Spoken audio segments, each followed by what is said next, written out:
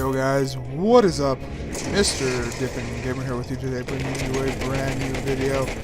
Today we will be discussing the possibilities of pro or competitive gaming in Battlefield 1. But before we get started, I just want to let you all know that whoever came over here from the Call of Duty times that I've spent on this channel, please don't hate on me. And also I just want to let out my deepest condolences to the Fizzerp family, aka to Phil's family, aka Fizzerp's family. We lost a fellow gamer this past weekend, on Sunday to be exact, after We are losing objective Charlie. crashed his vehicle. It flipped, wrapped around a pole and a couple trees, and tragically he passed away this Sunday at around noon. It's always difficult losing a fellow gamer, especially one that I enjoyed watching. His latest stint on H2K was amazing. He had the greatest team. He had one of the best teams in Season 1, next to Optic Gaming, of course. But it was really fun watching him play. But yeah, it sucks. So with that out of the way, let's go ahead and start discussing the possibilities of competitive gaming in Battlefield 1. So recently I've been doing a lot of research on this topic. I've been watching a lot of videos on this similar topic, on this very exact topic. This very exact topic. Sorry, I just had a little mini stroke and I wasn't able to speak properly. But most of these videos have been saying around the same thing, like, oh, well, Battlefield 1 has never been really interesting enough for competitive. I pretty much just have to ask them, have they ever actually watched a competitive tournament for Battlefield 1? Most of the time it's really, really interesting. It's downright awesome. Besides when they play that bomb mode one, if they watch during that bomb mode, then yeah, I feel sorry for you, because that shit's boring as hell.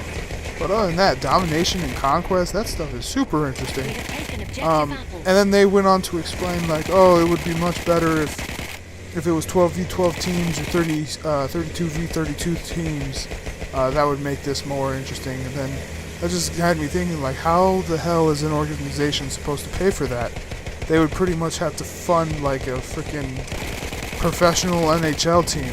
You're paying a lot of money in salaries to these guys if you want to have that big of a team, which would pretty much be ridiculous at this point. I mean, no one is going to pay that much to run a team. And on top of that, even if there was that high of a demand for it, there wouldn't be that many teams. That is just absurd. We have lost objective George. But yeah, and then the latter of the choice would be 12v12, which, yeah, makes a little bit more sense. Vehicles would come into play, but I still don't see it working, because you're still having to pay a really high salary for that amount of people. I mean, the only organizations that I know can do that are the big Call of Duty ones right now that have expanded over into Counter-Strike and things like that. But I mean, there's not many of these people. So I mean, it's going to be very, very difficult for big people to really fund a team. So for now, I think we need to stick with 5v5s. Maybe go up to 8v8. That might solve a little bit. That might make it a little bit more intense. But then that just has me thinking about the communications aspect of this whole thing.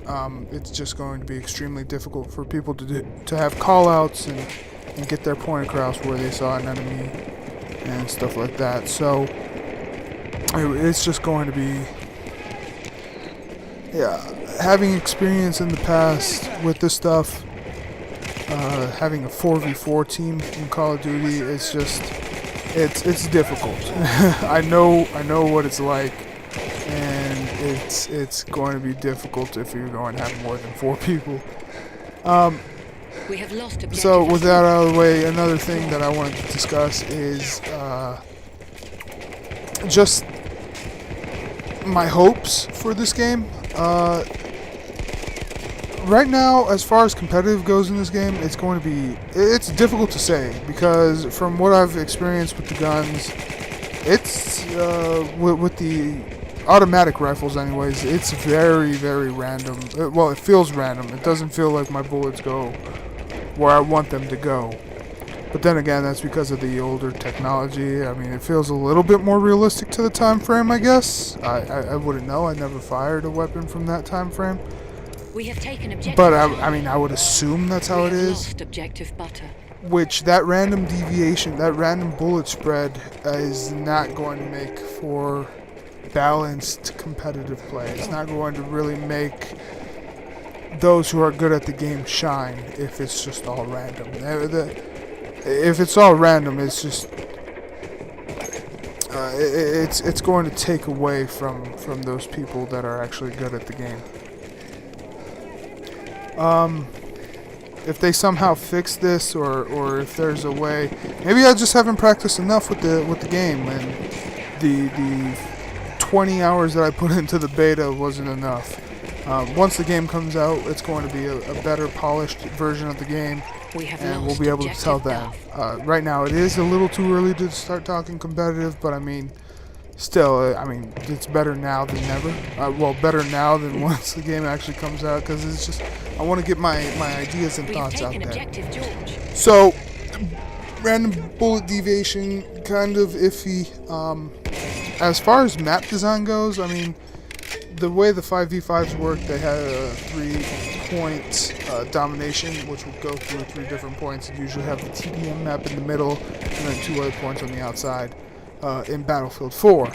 As far as map design goes in this game, I would see it as the same thing. Map design in this game, so far, from what we've seen from the 2 maps they've let out in the alpha and in the beta, map design is absolutely beautiful. It's stunning. It's got enough alleyways to get you through if you play tactically. It's just overall a really, really good, solid map design team that I believe would work well for competitive. Anyways, maybe a little tweaks to the flags here and there. Like I said, we have to figure out what these game modes, where these flags are on these game modes are going to be, and we'll have to go from there. Because all we have to really talk about is Conquest. And I think 5v5 Conquest would be pretty epic on this map, especially the Sinai Desert. That would be really epic with all these buildings, just the way you can destroy these buildings. That'd be a major key for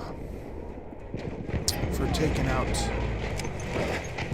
well, playing competitive on this map, anyways. So, besides all that, next up we would have the backing. Where would the backing come from? And from what it looks like from EA, starting this whole initiative with Madden and stuff like that, where they say they're going to be more supportive of these competitions and stuff like that. I mean, that to me sounds like they're going to support Battlefield in their competitive modes, so they might be backing ESL and stuff like that. So it should make for really, really good money coming in towards these tournaments and stuff like that. So that's as far as the backing goes, that makes me really excited. And other than that, yeah, that's pretty much going to do it for this video, guys. It's been a little bit. It took me a while to say everything, but I just wanted to get everything out there, say everything that was on my mind, and in a completely unstructured way. But I hope you all enjoyed. If you did, please don't forget to smash that like button, leave a comment below, share this video with your friends, and have a discussion with me in the comments below. I'd love to know what you guys think about the possibility of competitive in Battlefield 1. So yeah, guys, that's going to do it for this video, and I'll see you all in the next one. This is MrDippinGamer signing off. Have a good one, guys.